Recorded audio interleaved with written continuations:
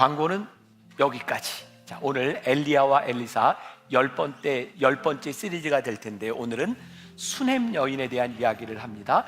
엘리사가 일으켰던 기적 중에 하나, 수넴 여인과 관계가 있는데 오늘 영상으로 시작하겠습니다. 오늘 우리에게 주시는 하나님의 말씀은 열왕기하 4장 8절에서 9절, 32절에서 37절입니다.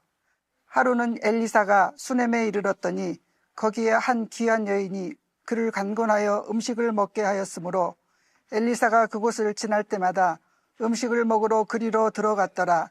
여인이 그의 남편에게 이르되 항상 우리를 지나가는 이 사람은 하나님의 거룩한 사람인 줄을 내가 아노니 엘리사가 집에 들어가 보니 아이가 죽었는데 자기 침상에 눕혔는지라. 들어가서는 문을 닫으니 두 사람뿐이라. 엘리사가 여호와께 기도하고 아이 위에 올라 엎드려 자기 입을 그의 입에, 자기 눈을 그의 눈에, 자기 손을 그의 손에 대고 그의 몸에 엎드리니 아이의 셀이 차차 따뜻하더라. 엘리사가 내려서 집안에서 한번 이리저리 다니고 다시 아이의 위에 올라 엎드리니 아이가 7번 재채기하고 눈을 뜨는지라. 엘리사가 게하시를 불러 저 수넴 여인을 불러오라 하니 곧 부름에 여인이 들어가니 엘리사가 이르되 내 아들을 데리고 가라 하니라. 여인이 들어가서 엘리사의 발 앞에서 땅에 엎드려 절하고 아들을 안고 나가니라. 이는 살아계신 하나님의 말씀입니다. 아멘. 스승 엘리야처럼 수많은 기적을 일으키며 이스라엘을 종행하는 엘리사. 교통의 요지이자 전략적 요충지였던 수넴은 어느새 그에게 익숙한 동네가 되었습니다. 엘리야와 엘리사 시리즈, 오늘 이제 10번째 시간을 맞이하고 있습니다. 엘리사를 만났던 수넴 여인에 대한 이야기를 하는데, 이 수넴 여인이 엘리사에게 참 잘했던 여인이거든요. 근데 진짜 수넴 여인을 만났어요. 네. 목사님 그 스토리 잠깐 얘기해 좀. 수넴 여인 만나게 된 얘기. 네. 이게 수넴이 역사적인 유적지는 현재 남아있는 게 없어서 비교적 부요한 여인이었을 것 같은데, 좀 부요하게 보이는 집 앞에서 찍으면 어떨까라고 생각하다가 그냥 이곳에 와서 그냥 촬영해도 될지 한번 여쭤보겠다라고 해서 문을 열었는데, 안에서 너무 기쁘게 반갑게 맞아주시고, 또 이곳에 안에 들어와서 차도 마시라고 하는데 우리가 시간이 안 돼서 너무 아쉽네요. 네. 먼저 이 이야기를 풀어가기 전에 이 수넴이라고 하는 지역에 대해서 좀 역사적으로 엘리사와 연관돼서 네. 우리 이익상 목사님이 좀 설명을 해주시면 좋을 것 같아요. 이 수넴이라고 하는 지역은 사마리아 지역에서 두로와 시돈으로 가기 위해서, 또는 아람 땅으로 가기 위해서 길이 갈라지는 길목 한가운데 있는 도시 중에 하나입니다. 그러니까 사람들이 빈번하게 왔다 갔다 하는 곳이기도 하고, 아마 엘리사가 또 말씀을 전하거나 내지는 또 아합을 피해서 또 왕들을 피해서 움직여야 할 때 북쪽으로 이동한다면은 아마 이 마을을 지나갈 수밖에 없었을 것이고, 또 이곳에 아마 여러 번 찾아오시지 않으셨을까, 그런 생각이 드네요. 자, 오늘의 이야기는 단순히 엘리사에게, 선지자에게 선대했기 때문에 하나님께서 축복하셨다, 이런 이야기가 아니라 왜 하나님이 이 여인을 축복해 주실 수밖에 없었는지, 그리고 이 여인이 그 당시에 상당히 부자였을 것이라고 추정이 되지만 그 여인에게도 본인의 가시와 십자가가 있었다고 하는 것도 우리들이 깨닫게 되면서 엘리사의 기적에 대한 이야기로 들어가 보도록 하겠습니다. 우리 말씀으로 한번 들어가 볼까요? 네. 네, 들어가 봅시다.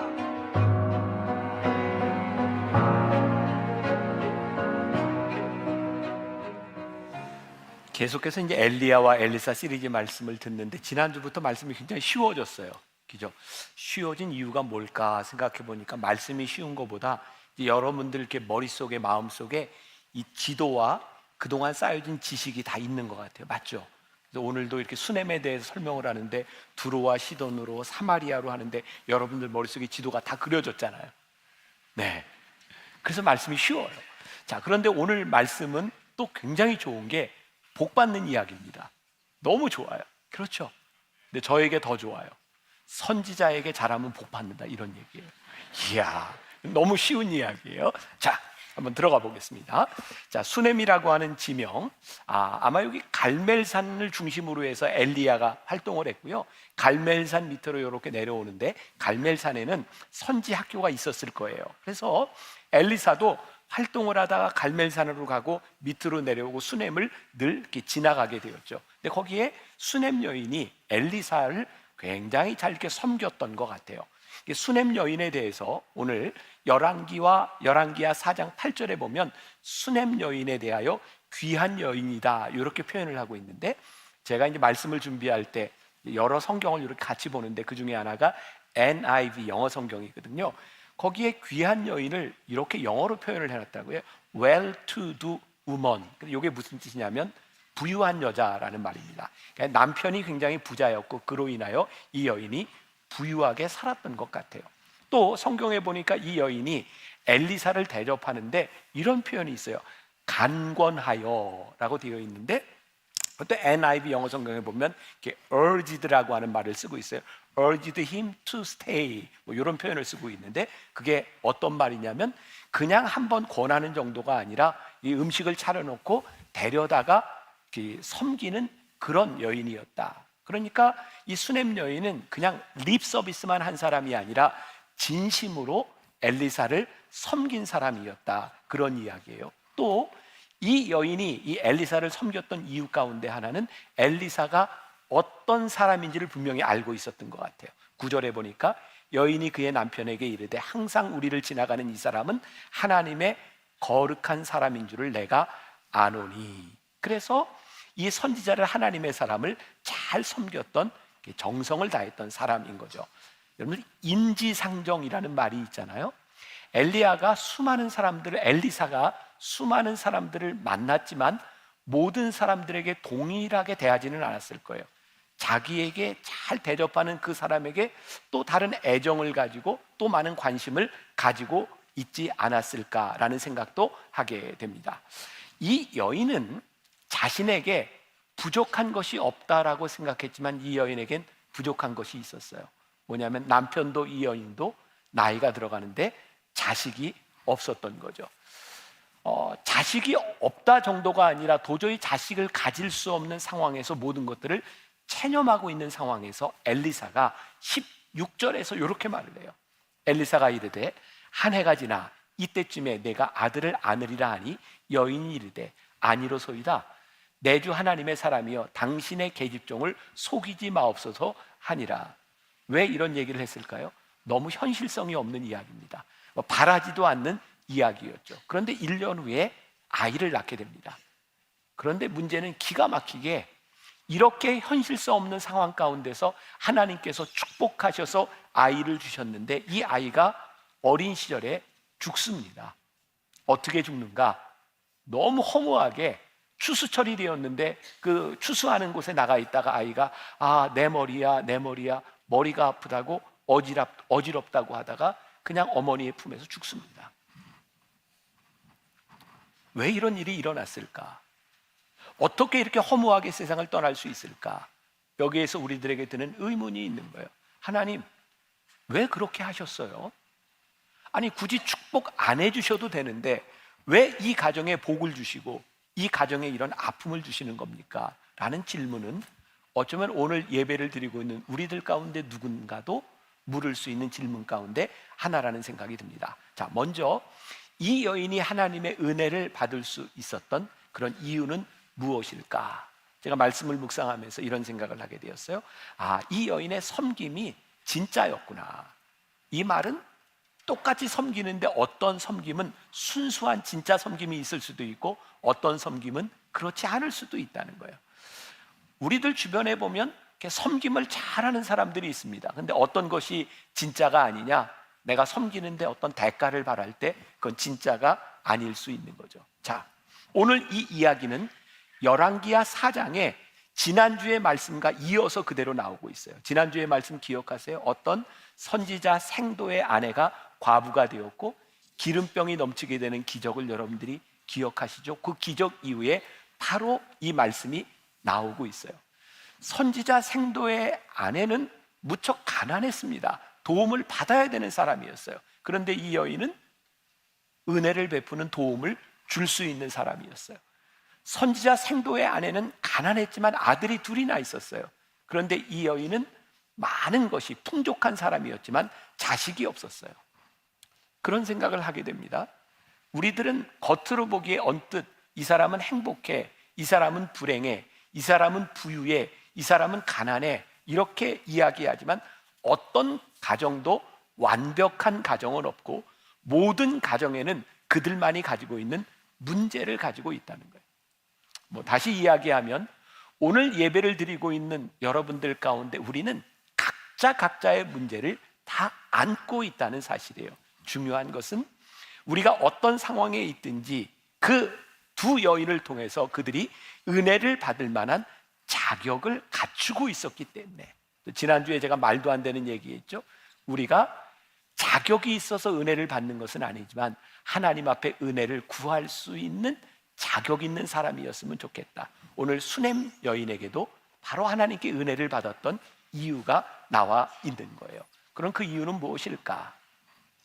이 여인의 가장 큰 장점 중에 하나를 들라 그러면 저는 영적 분별력이 있는 사람이었다라는 생각이 들어요. 조금 전에 9절에서 제가 이야기했던 것처럼 이 여인이 그의 남편에게 이야기하기를 항상 우리를 지나가는 그 사람이 하나님의 거룩한 사람인 줄을 내가 아노니.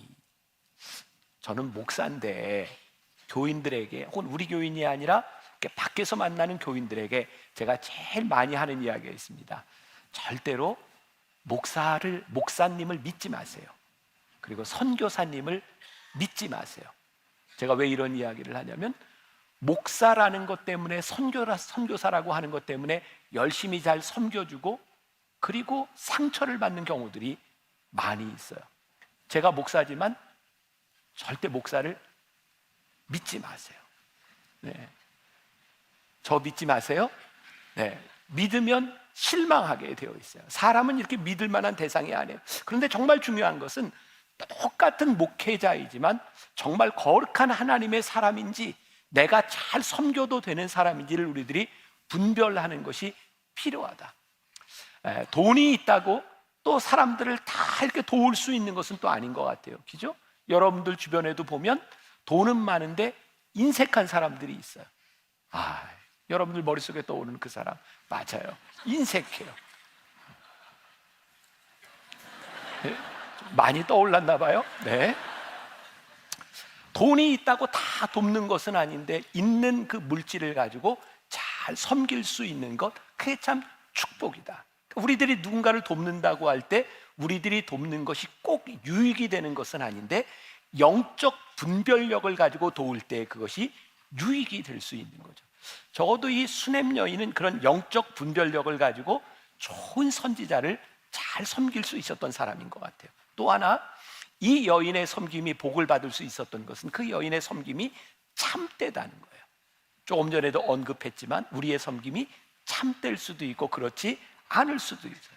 자, 성경에 보니까 어떤 모습을 보게 되는가? 엘리사가 지날 때마다, 그 여인은 한 번 그냥 립 서비스를 한 것이 아니라 지날 때마다 엘리사를 잘 섬겼다. 변치 않는 섬김이었고 이 여인의 마음 가운데는 내가 어떻게 잘 섬길까를 고민했던 것 같아요. 그래서 엘리야가 지나는 중에 먹을 걸만 대접할 것이 아니라 엘리사가 여기에 쉬어갈 수 있으면 좋겠다. 그래서 다락방을 만들고 침대도 준비하고 기도할 수 있는 책상과 촛대도 준비해 놓는 것을 보게 됩니다. 진심이구나 라는 것을 느끼게 되죠. 또 우리들이 선행을 베풀고 누군가를 도울 때 굉장히 중요한 것이 있는데, 내가 선행을 베푸고 섬기는 사람들이 불편하지 않도록 해야 되는데 많은 사람들은 섬기면서 내 방식대로 내 마음대로 섬기는 사람들이 종종 있는 것 같아요. 저도 많은 섬김을 받는 사람 중에 하나겠죠. 제가 해외에 어디 이제 집회를 가거나 약속이 있어서 컨퍼런스를 가거나 할 때에 참 많이 듣는 이야기고 당황스러운 이야기가 있어요. 도착하자마자 공항에서 다 운전을 하고 가면서 저에게 이렇게 얘기해요. 목사님, 여기 처음 오셨죠? 우리가 퍼펙트하게 목사님을 위해서 스케줄을 짜놨습니다. 그 스케줄을 얘기하는데 저는 거의 죽을 것 같아요. 나는 가서 지금 자야 돼. 시차도 적응이 안 됐는데 아침, 점심, 저녁까지. 그러니까 제가 외부에 나가서 설교를 할 때 제일 힘든 게 하루 3끼를 먹는 거예요. 저에게 참 아픈 경험이 있어요. 참 이게 창피한 일이기도 하고 아프기도 한데, 제가 오래전에 반포에 있는 어떤 교회에서 설교를 할 때였어요. 설교를 막 시작했는데 배가 아프기 시작했어요. 그걸 참고 설교를 하는데 도저히 참을 수가 없는 거예요. 설교하다 말고 여러분 통성기도 하세요. 그리고 제가 막 뛰어나가서 그런 경험이 제가 2번이 있어요. 그때부터는 제가 저녁 설교를 하기 전에는 조금만 먹습니다. 그리고 조금이라도 배가 아플 것 같은 음식은 먹지 않습니다. 그런데 댁에 가면 저녁 시간에 저를 대접하는 분들이 풍성하게 차려놓고 계속 먹으라고 하면 너무 힘들어요. 자, 참고로 여러분들에게 이야기하는데, 목사님들 신방 갔을 때 너무 많이 차리지 말고 목사님이 원하는 정도만 대접하는 게 진짜 잘 대접하는 겁니다. 제가 또 경험하는 거죠. 제가 되게 외부 집회를 가게 되면 저희 부속실로 연락이 와요. 목사님은 어떤 음식을 좋아합니까? 그럼 제가 이렇게 늘 얘기하죠. 저는 진짜로 떡볶이, 오뎅, 순대, 만두 이런 걸 좋아합니다. 근데 지금까지 한 번도 그런 대접을 받아본 적이 없어요. 왜 묻는지 모르겠어요. 아, 이런 얘기를 하면 앞으로 계속 이것만 먹게 될까? 또 고민이 되고. 자, 그러니까 섬김이라고 하는 것은 사실 섬김을 받는 사람이 편안해야 되는 거죠. 자, 오스왈드 챔버스의 주님은 나의 최고봉에 보면 아주 멋진 이야기가 나오는데요. 이런 글이에요. 하나님께서 인정하시는 친정한 아름다운 성품은 언제나 무의식적인 것입니다. 의식적으로 남에게 영향을 미치는 것은 교만 또는 비기독교적인 것입니다. 만일 내가 유용한 존재인가에 초점을 두기 시작하면 나는 곧 주님의 풍성하신 손길을 잃게 됩니다. 그러니까 사람들이 대접을 잘 하려고 하는 많은 이유 가운데는 내가 얼마나 잘 대접하고 내가 얼마나 유용한 사람인지를 드러내기 위한 것일 때가 참 많은 거예요. 진짜 섬김은 내가 드러나지 않아도 내가 섬기는 사람을 위해서 베푸는 것이 좋은 섬김이다. 또 이 여인에 대한 이야기를 하면서 우리들이 좋은 교훈을 하나 받게 되죠. 또 하나, 로렌스 형제의 하나님의 임재 연습이라는 책이 있는데, 제가 미리 광고를 하나 하자면 2025년 내년 말고 후년에 제가 설교를 하나 준비하고 있는 게 있어요.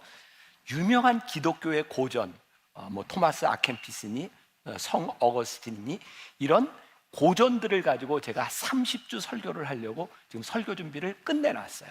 2025년은 여러분들과 함께 우리의 신앙의 선배들의 글을 가지고 우리들의 삶을 쫙 한번 업그레이드 하려고 하는 작업을 제가 지금 거의 다 끝내놨습니다. 기대가 되죠? 2025년까지 살아있으셔야 돼요. 자, 꼭 살아있어야 돼요. 자, 바로 그 책 중에 하나가 로렌스 형제의 하나님의 임재 연습이라는 책입니다. 자, 이 책에 로렌스 형제는 복음서에서 우리 주님이 말씀하신 것들을 확신하셨기에 형제 중에서 가장 작은 자에게 한 아주 보잘것없는 섬김이 곧 하나님께 한 것이라고 굳게 믿었습니다. 이 로렌스 형제는 그 당시에 굉장히 유명한 영성가였어요. 근데 어떤 일을 하고 있었냐면 수도원에서 주방 일을 하고 있었습니다. 근데 사람들이 로렌스 형제를 찾아와서 많은 상담을 하기도 합니다. 이미 알려진 사람이었어요. 그런데 로렌스 형제는 끝까지 주방에서 일을 합니다. 그것이 참된 섬김이라고. 근데 이 책을 읽다 보니까 이 로렌스 형제의 글을 읽다가 저에게 감동이 되었던 건 로렌스 형제가 주방에서 일하는 것을 기뻐서 그 일을 했던 것이 아니라는 거예요. 자기가 주방에서 일을 할 때 하기 싫은 때도 여기를 떠나고 싶은 때도 있었다는 거예요. 그런데 이 보잘것없는 이 일이 하나님 앞에 귀한 일이기 때문에 그 일을 했다는 거예요. 그게 저에게 은혜가 되더라고요. 유명한 영성가라 늘 마음이 원하는 대로 그래서 했던 것이 아니라 원치 않는 것도 참을 수 있는 보잘것없는 일을 할 수 있었구나. 자, 제가 너무 이렇게 과장되게 이 여인에 대해서 이야기했는지 모르지만 어쨌든 이 수넴 여인이 섬기고 있는 이 참된 섬김을 보면서 엘리사가 얼마나 감동했겠습니까? 그래서 13절에 보면 엘리사가 여인에게 이렇게 말합니다. 내가 왕도 알고 사령관도 아는데 나에게 부탁할 일이 없느냐? 자, 지난주 말씀과 연관시켜 봐서 엘리사는 굉장히 힘 있는 사람이라고 이야기를 했죠. 기억하세요? 나라를 구하는 사람이었고 나라가 위험할 때마다 왕들이 와서 묻는 사람이었으니 왕도 사령관도 움직일 수 있는 정도의 힘이 있었어요. 인지상정. 이 여인이 얼마나 잘 섬겼는지 엘리사가 이 여인에게 내가 왕도 알고 사령관도 아는데 나에게 부탁할 것이 있냐 그랬더니 이 여인이 성경에서 이렇게 대답을 해요. 나는 내 백성 중에 거주하나이다. 이게 무슨 이야기냐면 저는 그냥 내가 살고 있는 함께 살아가는 이 사람들 틈에 거주하는 것으로 만족합니다. 무슨 이야기냐면 엘리사를 섬길 때에 엘리사를 통해서 그 어떤 것도 받으려고 하는 그 대가 그것이 없이 그저 섬김 자체로 기뻐하고 행복하고 섬겼다는 거예요. 섬김 자체가 목적이 될 때 우리는 섬기는 것을 통하여 상처받을 이유가 없어요. 근데 많은 분들이 신앙생활을 하면서 누군가를 열심히 섬기고 목회자를 열심히 섬기고 상처를 받는 이유는 뭐냐면 내가 섬김으로 인하여 내가 이 정도는 나에게 대우가 돌아와야 된다라고 생각하기 때문인 거죠. 제가 신학교를 다닐 때 우리 교수님이 그런 이야기를 했어요. 뭐 요즘은 좀 다르죠. 예전에는 담임 목사님이 이렇게 교회 부임을 하면 교인들이 다 와서 이삿짐도 날라주고 뭐 그럴 때였어요. 그죠? 여러분들은 제가 어디 사는지도 모르죠. 네, 요즘은 이제 그런 시대는 아니에요. 근데 교수님이 그런 얘기를 했어요. 처음 부임해서 이사 올 때 제일 앞에 반갑게 나와서 가방을 들어주는 사람을 조심해라. 교회를 떠날 때 쫓겨날 때 그 사람이 제일 먼저 가방을 들어준다. 그런 얘기를 하셨었어요.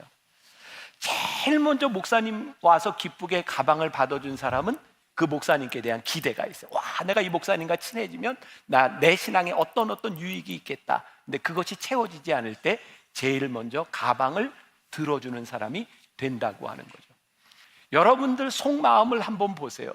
우리의 섬김이 참되지 않다고 하는 중요한 근거 가운데 하나가 뭐냐면 내가 이 섬김을 통하여 특별한 대우를 받기를 원하고 내가 이 정도 섬겼으니 내가 이 정도 대우는 받아야 된다고 생각하는 마음이 있다면 우리는 참된 섬김을 하고 있는 것은 아닐지 몰라요. 제가 책을 읽으면서 한때 선교사들의 이렇게 평전을 쭉 읽었던 적이 있어요. 그 중에 하나 제 마음에 많이 남는 게 말씀을 준비하다 떠오른 이야기였어요. 서서평 선교사라고 본래 이름은 쉐핑이라고 불리우는 선교사님이에요. 32살의 나이에 여자의 몸으로 1912년에 우리나라에 선교사로 들어왔습니다. 그 당시 우리나라는 참 많은 전염병들이 있었고요. 이 쉐핑 선교사는 특히 호남 지역 광주를 중심으로 한 제중원에서 당시에 한센병자들, 문둥병자들을 위해서 달구지를 타고 다니면서 많이 의료 선교를 했던 분이에요. 그 당시 우리 조선에 있는 사람들이 얼마나 많은 질병으로 이렇게 허우적거리고 있었는지 몰라요. 이 서서평 선교사 평전에 보면 이 여인이 조선에서 13명의 수양딸을 거두어 삼습니다. 또 아들 하나를 수양 아들로 데려왔는데 그 아들은 한센병 환자였어요. 이 서서평 평전을 보면서 제가 눈물을 흘렸던 이유 가운데 하나는 가난하고 아픈 사람을 달구지를 타고 다니면서 잘 돌보았는데 54살의 나이에 22년을 조선 땅에서 섬기다가 서서평 선교사가 죽거든요. 죽은 이유가 영양실조였어요. 한국 사람들하고 똑같이 치마를 입고 똑같은 집에서 똑같은 된장국을 먹으면서 그렇게 살다가 영양실조로 세상을 떠났는데 그때 서서평 선교사가 남겨놓았던 것은 동전 7전, 강냉이 가루 2홉 그리고 반쪽짜리 담요 외에는 아무것도 없었어요. 서서평 선교사의 장례식이 있던 날 놀라운 것은 1000명이 넘는 한국 사람들이 조선 사람들이 서서평 선교사를 어머니라고 부르면서 장례 행렬을 따라가며 눈물을 흘렸던 거예요. 저에게는 이 서서평 선교사에게 가장 큰 선물과 보상이 있다면 자기를 어머니라고 따르던 1000여 명의 조선 사람이었던 것이라고 생각하거든요. 제가 좀 말이 안 되는 얘기를 또 합니다. 우리가 참된 섬김을 한다고 하는 것은 어떤 보상을 바라고 하는 것이 아닙니다. 근데 섬김에는요 틀림없이 하나님의 보상이 있습니다. 제가 좀 말도 안 되는 얘기하죠. 섬김에는 보상을 바라지 말아야 되는데 진짜 섬김에는 하나님의 보상이 있다는 거예요. 말도 안 되는 얘기처럼 들리는데 오늘 이 수냄 여인에게 하나님께서 잘 섬겼던 이 여인에게 보상을 주시는데 그 보상은 이 여인이 원했던 것이 아니라 하나님이 원하는 방식으로 이 여인에게 보상해 주고 있어요. 기억하세요. 참된 섬김은요, 우리들이 보상을 바라고 하는 섬김이 아니라 참된 섬김에는 하나님의 방식의 보상이 따른다는 거예요. 근데 이 여인에게 전혀 이 여인이 원하지도 않고 이 여인이 꿈꾸지도 않던 그 자식을 이 여인에게 주셨어요. 그것은 이 여인이 원하는 것이 아니라 하나님께서 원하시는 방식으로 이 여인을 축복해 주신 거죠. 그래서 엘리사를 통하여 이렇게 축복의 말을 하죠. 내년 이맘때쯤 내게 아들이 생길 것이다. 근데 여기서부터 문제가 생겨요. 아니, 그런데 왜 하나님 방식으로 이렇게 아름다운 축복을 주셨는데 왜 그 축복과 기쁨을 빼앗아 가시는 겁니까? 이 아이가 어린 아이 시절에 왜 죽음을 맛보아야 하는 겁니까? 말씀이 부딪히고 잘 풀려가지 않을 때 우리는 묵상을 하게 되죠. 이 말씀이 우리들에게 어떤 의미를 주고 있는가? 저에겐 그런 생각이 들었어요. 아, 그렇구나. 우리에게 주어지는 그 어떤 것도, 어떤 축복도 영원한 것은 없구나. 이 여인에게 자식을 주었다는 것, 여인에게 큰 축복과 기쁨이기는 한데 그것이 영원할 수 없는 것을 깨닫게 하시는구나. 또 중요한 것 중에 하나는 이 여인이 그 자식을 잃은 그 슬픔을 가지고, 와, 하나님 어떻게 이러실 수 있어? 그 잃은 슬픔을 생각할 때 자식을 주시지 않았다라면 결코 맛보지 못했을 그 기간의 기쁨은 하나도 이 여인에게 남아있지 않을 거라는 사실. 아, 그렇구나. 어떤 축복도 영원하지 못하고 하나님께서 우리들에게 주셨던 그 축복을 잃어버리는 것은 우리들이 그 잃은 것에 대한 슬픔에 갇혀 있을 때 우리들에게 주셨던 기쁨도 다 잃어버리게 되는 것이구나. 아, 하나님께서 우리들에게 주는 축복, 그것을 거두어 가시는 이가 하나님이라면 이 축복은 우리의 영역이 아니구나. 생각해 보니까 우리들은 이 말씀을 통해서 그 아들을 살리시는 것을 우리들이 보게 되겠지만 그 살아난 아들 역시 영원히 살지 못했다는 거예요. 우리의 축복을 바라보는 우리의 시각, 하나님께서 우리들에게 주신 선물을 바라보는 우리들의 시각들, 그 어떤 것도 영원하지 못하다는 것을 우리들에게 깨닫게 하실 수 있겠구나. 또한 이 상실의 아픔의 시간들을 통하여 우리는 하나님과의 깊은 관계 속으로 들어가는 은혜를 경험할 수도 있겠구나.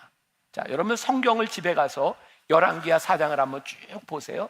이 아들이 태어나면서 이 아들이 죽을 때까지 하루는 이 단어가 3번이 반복돼서 나옵니다. 그러니까 굉장히 다이나믹하게 이 시간들이 지나가고 있는 거예요. 하루는 이 아들이 태어나고 하루는 이 아들이 죽는 그 추수로 하는 곳으로 가게 되고, 어쨌든 이 아들이 죽습니다.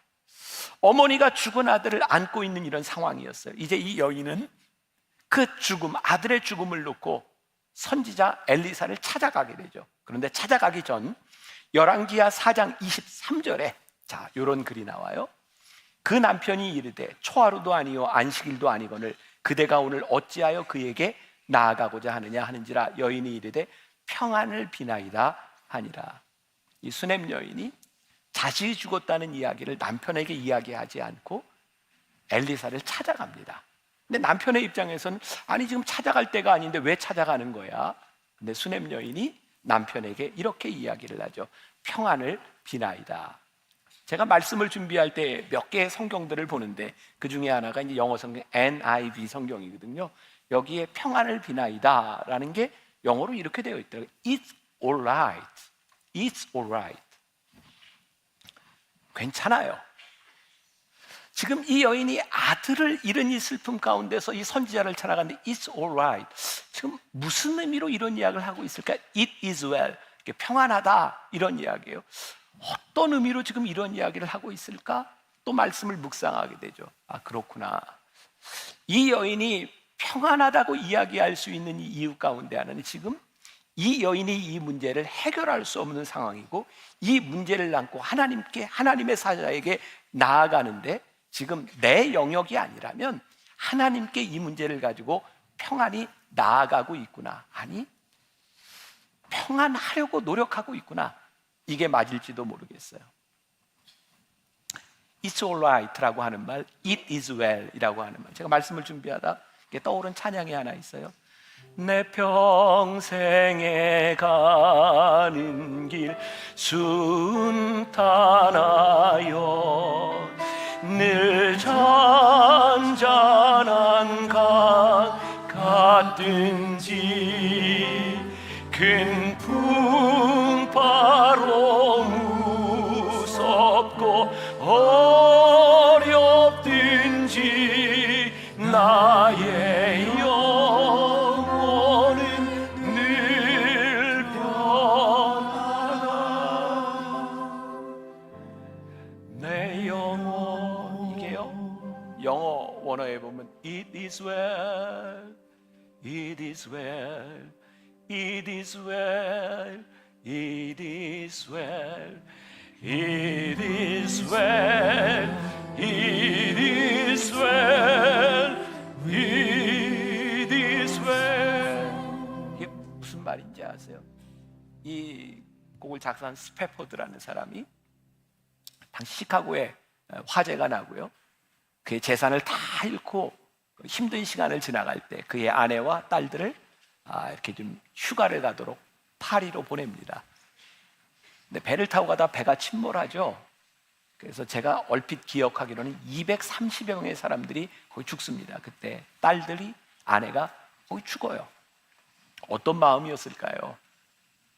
근데 그 배를 타고 그 장례를 치러 가는 그 배에서 바로 그 딸과 아내가 죽었던 그 자리에서 선장이 이곳입니다, 여기에서 죽었습니다라고 말을 할 때 이 스패포드가 하나님께 기도하다가 놀라운 평안을 경험합니다. 그때 지었던 작시가 바로 이 찬양입니다. 내 평생에 가는 길 순탄하여 It is well, It is well. 평안해. 정말 평안할 수 없는 순간에 평안하다는 이야기를 하죠. 자, 이 여인이 모든 것이 잘 될 것입니다, It is alright 라고 말을 하고 엘리사를 찾아갑니다. 엘리사가 이 여인이 왔다는 이야기를 듣고 깜짝 놀랐고, 올 이유가 없는데, 올 상황이 아닌데 이 여인이 온 겁니다. 그래서 사환이었던 게하시에게 이렇게 말을 합니다. 26절, 너는 달려가서 그를 맞아 이르기를 너는 평안하냐, 내 남편이 평안하냐, 아이가 평안하냐 하라 하였더니 이 여인이 대답하되 평안하다 하고 Are you alright? 3번을 묻습니다. 내 남편, 너는, 내 자식은? 그런데 이 수냄 여인이 이렇게 얘기합니다. Everything is alright. 괜찮습니다, 모든 것이 평안합니다 라고 이야기를 합니다. Everything is alright. 어떻게 지금 이런 이야기를 할 수 있을까? 그리고 또 하나 깨닫게 되는 것은 이 위대한 선지자 엘리사도 그 상황을 모르고 있었다는 거예요. 왜? 아무리 위대해도 하나님이 알려주시지 않으면 선지자는 알 수 없는 겁니다. 하나님께 쓰임받는 존재일 뿐입니다. 이 여인이 모든 것이 평안하다라고 이야기를 하며 그 죽은 아들에 대한 이야기를 했을 때 엘리사가 그 죽은 아들의 집에 가서 그 아들을 살리는 과정이 나옵니다. 32절부터 37절. 엘리사가 집에 들어가 보니 아이가 죽었는데 자기의 침상에 눕혔는지라. 들어가서는 문을 닫으니 2사람뿐이라. 엘리사가 여호와께 기도하고. 이 모습을 상상해 보세요. 지금 어떤 모습인가? 아이 위에 올라 엎드려 자기 입을 그의 입에, 자기 눈을 그의 눈에, 자기 손을 그의 손에 대고 그의 몸에 엎드리니 아이의 살이 차차 따뜻하더라. 엘리사가 내려서 집안에서 1번 이리저리 다니고 다시 아이 위에 올라 엎드리니 아이가 7번 재치기 하고 눈을 뜨는지라. 엘리사가 게하시를 불러 저 수냄 여인을 불러오라 하니 곧 부름에 여인이 들어가니 엘리사가 이르되 내 아들을 데리고 가라 하니라. 여인이 들어가서 엘리사의 발 앞에서 땅에 엎드려 절하고 아들을 안고 나가니라. 엘리사가 참 위대한 선지자인데, 그는 많은 기적을 행한 사람인데 그가 행하는 어떤 기적도 그냥 이루어지지는 않습니다. 기도하며 기적이 이루어집니다. 근데 오늘 이 엘리사가 기도하는 것을 보니까 들어가서 문을 닫으니 뭐가 생각나세요? 지난주에 기름병에 기름이 나오는데 문을 닫고 기름을 붓던 장면이 나오죠. 문을 닫는다고 하는 것은 저는 이런 의미가 있는 것 같아요. 내가 세상의 소리를 듣지 않고 세상과 단절하는 동시에 하나님과 오롯이 하나님과의 관계 속에서 하나님께 맡기겠습니다. 차차 살이 따뜻해 오기 시작합니다. 저는 기적을 볼 때마다 그런 생각을 하게 돼요. 여러분, 이게 엘리사가 이 아이에게 입을 포개고 눈을 포개고 손을 대고 이 자세가 얼마나 힘든 자세일지 상상이 가세요? 엘리사가 정말 전심으로 기도하고 있는 장면입니다. 우리는 늘 기적이 일어났던 결과를 바라보고 저게 기적이구나라고 생각하는데 사실 모든 기적은 과정이 있습니다. 근데 우리는 과정을 잘 보려고 하지 않습니다. 제가 다음 주에도 잠깐 언급을 하겠지만 이스라엘 백성들이 여리고성에 들어가서 여리고성을 무너뜨릴 때 그들이 6일 동안 한 바퀴씩 6바퀴를 들고 7째 날 7바퀴를 들고 함성을 지를 때 여리고성이 무너집니다. 많은 사람들이 이런 생각을 합니다. 그거 한 번에 하면 좋지 않습니까? 7째 날 7바퀴로 끝내시지. 그 6일 동안 한 바퀴씩 꼭 돌아야 되는 겁니까? 근데 사실 6일 동안 한 바퀴씩 도는 과정이 없었다면 7째 날의 역사는 일어나지 않습니다. 진짜 중요한 건 이 과정의 역사입니다. 문을 닫고 오롯이 하나님 앞에 서서 우리들이 기도하며 우리들이 지켜내야 되는 그 기적의 과정들이 우리들에게 필요해요. 제가 만당교회 담임 목사가 되고 사역을 하면서 제일 처음 당황스럽게 저에게 만났던 일이 뭐냐면, 제가 BTD 영성훈련 가면 그런 얘기를 좀 하는데, 제가 귀신 들린 사람을 제가 처음으로 만난 거였어요. 저 신학도 많이 공부하고, 저 박사인 건 아시죠? 네, 박사예요. 아무튼 열심히 공부하고 많은 걸 알고 있다고 생각하는데 제가 귀신 들린 사람을 제가 직접 만난 건 처음이었어요. 당황스러웠어요. 그때 제 머릿속에 떠오른 건 말씀이었어요. 말씀해 보니까 예수 이름으로 명하노니 더러운 귀신아 물러가라 하니까 떠나가더라고요. 그래서 제가 했잖아요. 예수의 이름으로 명하노니 나가라 그랬더니 귀신이 안 나가 그러더라고요. 깜짝 놀랐어요. 1시간을 싸웠어요. 1시간을 그 귀신하고. 굉장히 힘들었어요. 사실 제가 그런 일들이 몇 년 동안 계속 반복되면서, 그런 걸 축사 사역이라고 하잖아요. 귀신을 쫓아내는. 너무 힘들더라고요. 그때는 계속해서 그런 일들이 일어났어요. 근데 내가 목회를 하려면 이거 하면 안 되겠다. 그렇게 힘든 일이었어요. 우리들에게 기적이 일어난다고 하는 일은 뭐 그 귀신을 쫓아내는 기적이든 어떤 기적이든 그렇게 쉽지 않습니다. 그런 과정들이, 하나님 앞에 우리들이 서는 과정들이 우리들에게 필요한 거예요. 이 여인의 삶 정말 부유하고 하나님이 축복해 주셨는데, 이 여인의 이야기를 보니 이 여인의 삶도 파란만장한 거예요. 여러분들의 삶도 그렇게 녹록치 않습니다. 우리는 어떤 일을 당할지 모릅니다. 근데 중요한 건 It is well, 평안합니다. 그것은 우리들의 문제가 해결됐기 때문이 아니라 이 문제가 나의 것이 아니기 때문에 우리들이 평안해야 되는 겁니다. It is all right. 괜찮습니다. 왜? 이것이 내 영역이 아니기 때문입니다.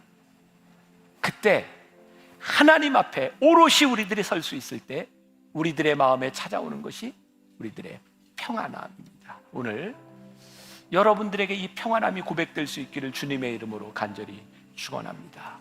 It is well, it's all right. 평안합니다. 평안합니다. 우리 함께 찬양했으면 좋겠습니다. 내 평생에 가는 길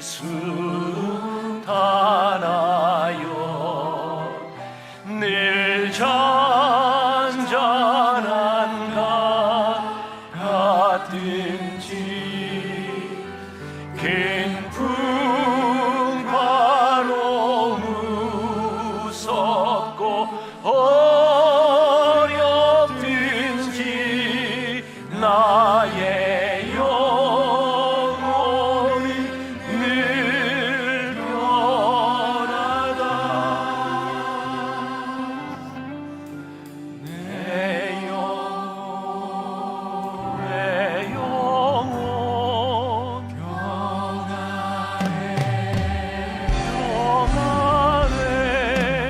내 영혼